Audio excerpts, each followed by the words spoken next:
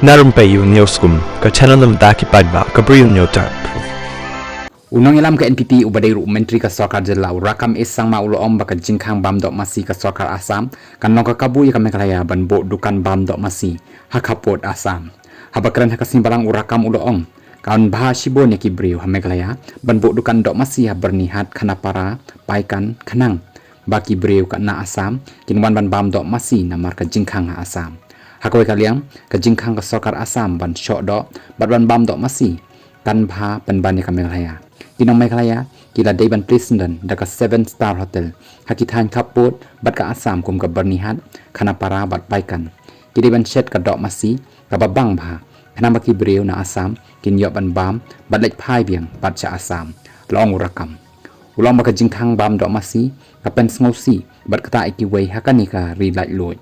Haka ba ulapan pauro, ba sngo yaha ban kang ban bam dok masi. Na mar balada, kiway kin kang, ka kata ikiway pat. Batkan wanra ka jingbom sngotenan. Syubo lada ka Sarkar Meghalaya ka Raimenta. Begitu ki beriu ki bawan sa Meghalaya lanin Nagaland bat Mizoram. Ki Daybet ban bam dok masi. Hatu kani kanam kata iki parlok Hindu ulaong. Hakajuk opor unong yalam ka NPP ulaong baka jingkang bam dok masi. Kalapan hiari ka keran jong kari India. Da ka babenrap bakum kari ka balatip da ka partai ka Dayban Imru. Kumbalong lang ki way satlak ka partai. Laban kedua baka Sarkar Assam kalakang man bam dok masi haki hotel bat restoran bat kumju haki jakapat ba. Kani ka jingkang bam dok masi daga Sarkar BJP ha Assam kalapen mi ru ki jingbom sngoya hap nakin nong mi khmat ka jelam Meghalaya bagan thup na MLA ka BJP uba san bot rulai bat ki Menteri Sarkar.